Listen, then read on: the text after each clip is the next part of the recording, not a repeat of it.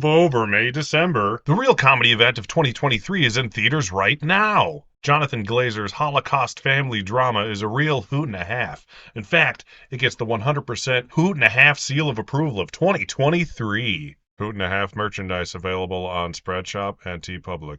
Talk, shop, pop, movies.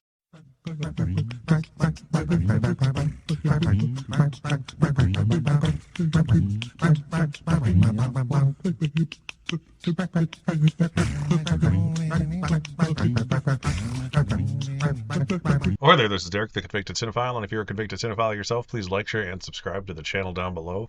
On my channel, I like to talk, shop, and pop open, that is, movies and physical media. And today I'm going to be talking about the Best Picture nominee, The Zone of Interest. This will be its Meet the Contenders episode. I've been a little behind on these, but I finally watched this yesterday, and holy buckets.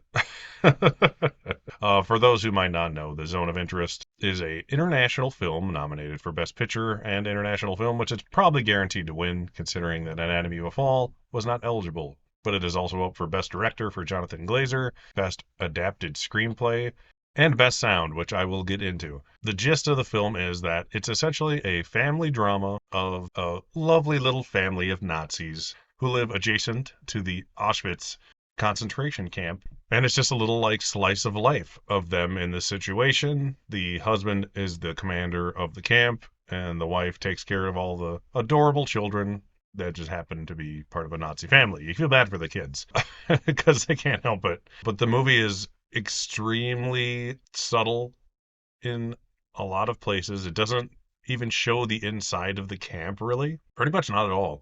But you hear everything that goes on in the camp very quietly in the background, and that's where the brilliant sound design comes in. This movie is why there needs to be two different sound categories at the Oscars: sound mixing and sound editing, because the sound editing in this movie, while good, isn't like as showy as a movie like Oppenheimer or some big action movie would be that needs to create a whole bunch of new sound effects like Star Wars or something. But this movie is the pinnacle of sound mixing, with the background effects that you hear throughout the entire movie, some more obvious than others, but it's always there. Anytime you like feel a little settled in this scenario you're in, you just hear something horrible going on in the background, and it's both beautiful and terrifying at the same time. But yeah, that's the gist of the film. It's really just an hour and 45-minute long slice of life movie. Takes place mostly in this house that this family lives in. There is meetings that the commander has to go to that are just like these super basic business meetings, but with the knowledge of knowing what these people are talking about in these meetings just makes it horrifying. And it's extremely interesting. It's shot beautifully. The production design, I think I had it in my predictions, and now I kind of wish it did get in for that because it is beautiful. The house itself, how it is adjacent to the concentration camp that you never really see. All of the bigger, more lavish locations are very lovely as well. Johnathan Glazer knows what he's doing in this movie. It's like it's just an adorable little family for the most part, living next to this like terror, and it's brilliant and how subtle it can be at times.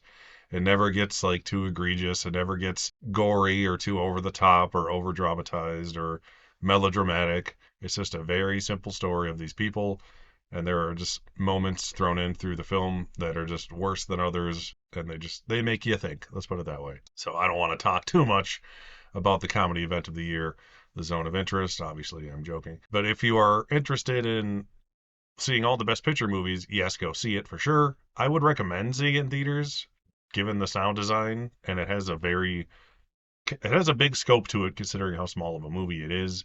All of the shots are very wide and pretty to look at, honestly. The cinematography is really good. And being blind as bad as I am, I'm glad I saw this in theaters, knowing I was going to have to read subtitles the whole time, and just having seen it in theaters made that easier for me to get into the film and not have to be like at home watching my TV or something like that. The Zone of Interest, without getting too much into it or giving too many things away that I want to be equally shocking and horrifying to you as they were to me, having seen the film fairly blind. I didn't see a trailer. I just knew the gist of it, essentially. I would give it a solid 4 out of 5. The only reason it gets that low of a score is because it has almost zero rewatchability. It's not something you want to go back to.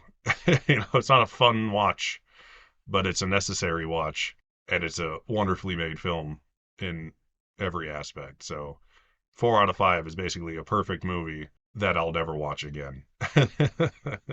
So yeah, that's all I'm gonna say about Zone of Interest. I highly recommend you go see it. It is fantastic.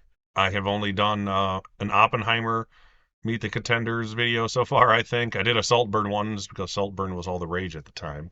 I figured, why not? I'll take advantage of it and make $1.